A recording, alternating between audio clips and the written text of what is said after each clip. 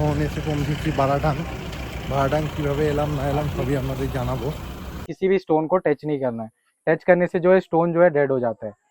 আন্দামান পার্টের দুটো ব্লগের পর এটাই আমাদের শেষ পার্ট। এই পার্টে আমরা দেখে নেব বারাটাং অর্থাৎ জারোয়া।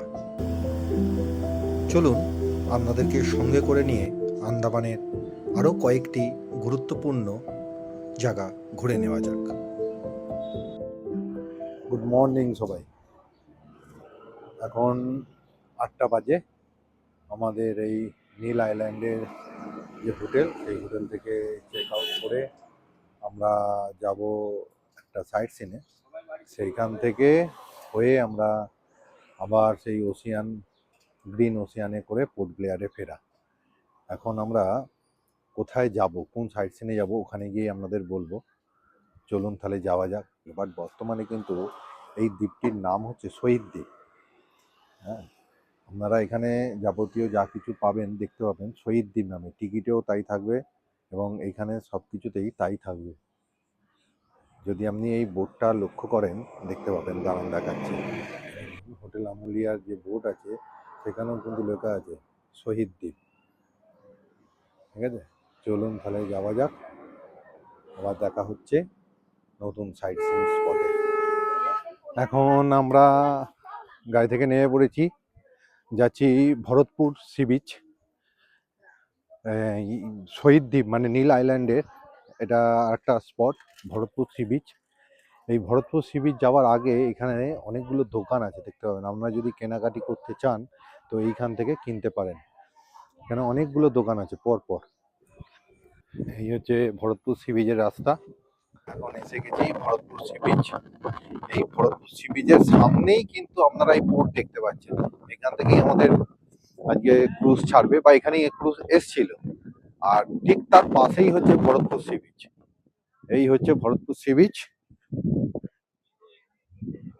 একদম শান্ত জল, কিন্তু মেন ব্যাপারটা হচ্ছে এইখানটা জলটা আছে, কিন্তু জুম করে দেখাচ্ছি, একটু হেঁটে গেলে ওখানে আবার কিন্তু চর আছে। এই দেখুন, এই জল, একটু হেঁটে গেলে এখানে আবার চর আছে।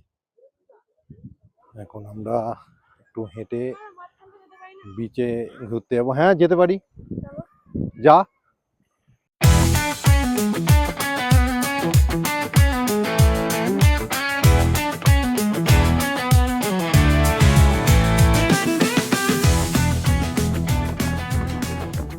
আমরা এখন আবার জেটিতে এসে গেছি।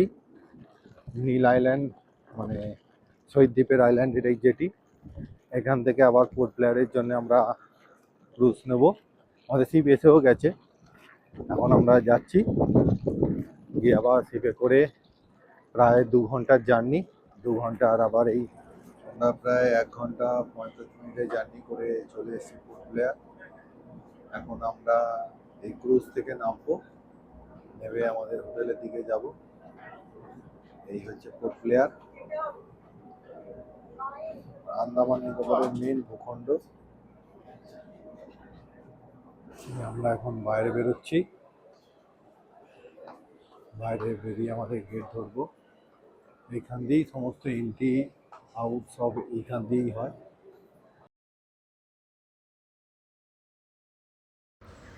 রাত প্রায় 3টে বাজে। আমরা বেরিয়ে পড়লাম বারাটাঙের উদ্দেশ্যে। মাঝরাতে বেরিয়ে যেখান থেকে সবাইকে ছাড়ে, চেকপোস্ট আছে, সেই চেকপোস্ট থেকে দীর্ঘ রাস্তা অতিক্রম করে আমরা এখন এসে পৌঁছেছি বারাটাং দ্বীপে। এই পুরো রাস্তাটা জারোয়া অধ্যুষিত এলাকা, তাই কোনো ভিডিও অ্যালাউ নেই। আমরা এখন এই বারাটাং দ্বীপে এসে পৌঁছেছি। এখান থেকে আমরা দেখতে যাব ল্যান্ডস্কেপ। এখান থেকেই ওই লাইফ জ্যাকেট পরে এবং এই স্পিড বোটে করে আমাদের যাত্রা হবে। চলুন তাহলে যাওয়া যাক।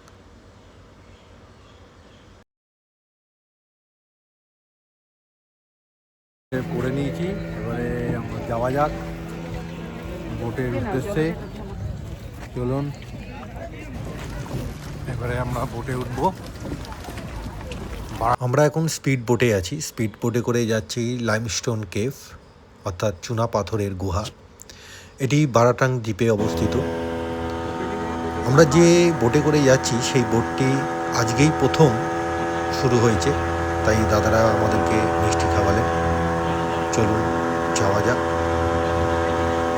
অপূর্ব দৃশ্য, খুব সুন্দর লাগবে। এখন আমরা এই ম্যানগ্রোভের মধ্য দিয়ে যাচ্ছি। ম্যানগ্রোভের ভেতর দিয়ে গিয়েই যেতে হবে আপনাদেরকে। এখান দিয়ে হেঁটে পার হয়ে অনেকটা রাস্তা প্রায় আপনারা গিয়ে পৌঁছাবেন গুহার সামনে। চলুন সবাই মিলে যাওয়া যাক, দেখে জানা যাক ল্যাম্পস্টোন কেভ, চুনা পাথরের গুহা।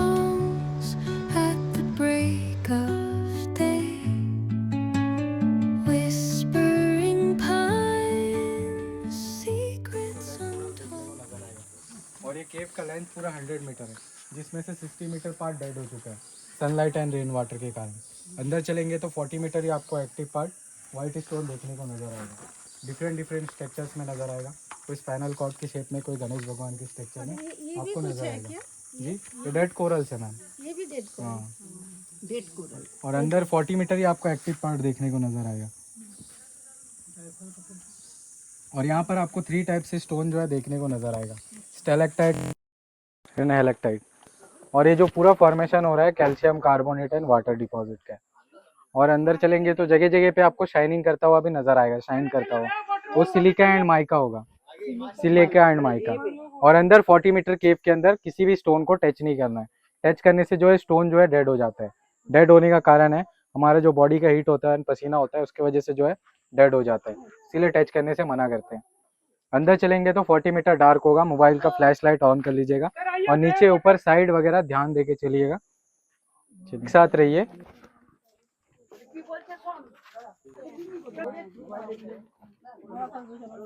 नरेश,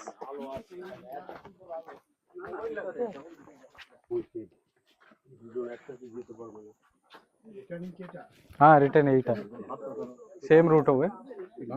हाँ देखिए, जैसा हम आपको बोले शाइन करता हुआ नजर आएगा सर। यहाँ पर देखिए शाइन कर रहा है। हाँ। ये सिलिका एंड माइका है। देखो देखो। और ये देखिए आपको विनायक जी के शेप में भी नजर आएगा, अब सामने से देखेंगे तो।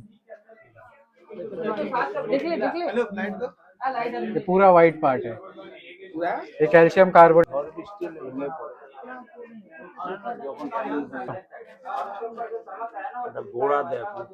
में आपको नजर आएगा, यहाँ पर देखिए ये सभी जो है नेचुरली बना हुआ है।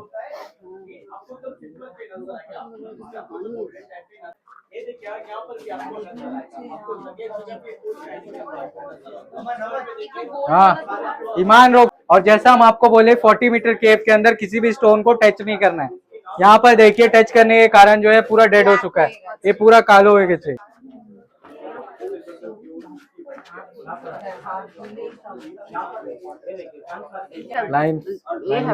मैंने लाइव है इसमें। बाहर जो है वो डेड कोरल है मैम, 60 मीटर के अंदर।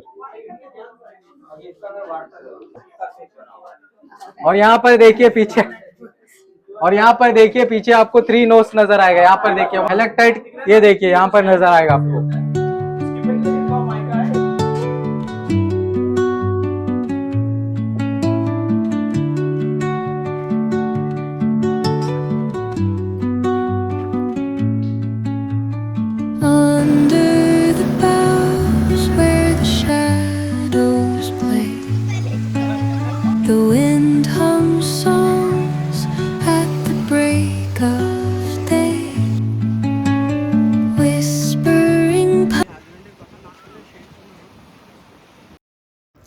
আন্দামান ট্যুরে আজকে আমাদের শেষ সন্ধ্যা। এই সন্ধ্যায় আমরা সবাই মিলে চলে এলাম রামকৃষ্ণ মিশনে, উপভোগ করতে এক ঐশ্বর্গিক পরিবেশ। আপনারা আন্দামান এলে সব ঘোরা শেষ করে একবার এই রামকৃষ্ণ মিশনে আসবেন এবং অনুভব করবেন এক ঐশ্বর্গিক পরিবেশ। ঠাকুরকে, মাকে এবং স্বামীজিকে প্রণাম জানিয়ে আমাদের এই আন্দামান ট্যুরের এই শেষ দিন।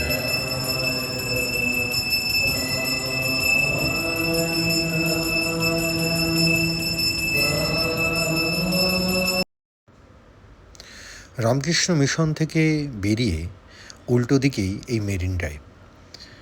সমুদ্রের ধারে খুব সুন্দর পরিবেশ, সবাই এখানে নিজেদের মতো ঘোরাফেরা করছেন, সন্ধেবেলায় সময় কাটাচ্ছেন, উপভোগ করছেন আন্দামানের এই সন্ধ্যাকালীন পরিবেশ। আপনারা এলে অবশ্যই এই জায়গাটিতে আসবেন। এটা ঠিক রামকৃষ্ণ মিশনের উল্টো দিকেই এবং অনেকটা জায়গা জুড়ে এই সুন্দর বাঁধানো রাস্তা। আমাদের আজকে শেষ দিন।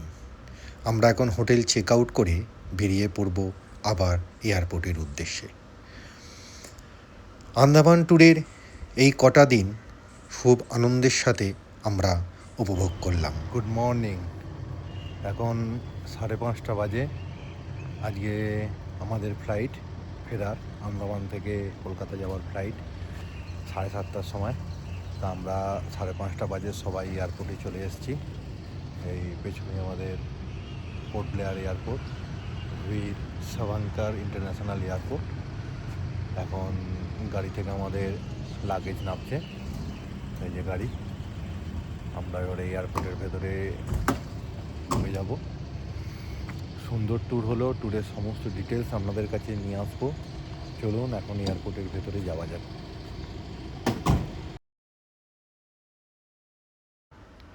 এখন আমাদের বাড়ি ফেরার পালা।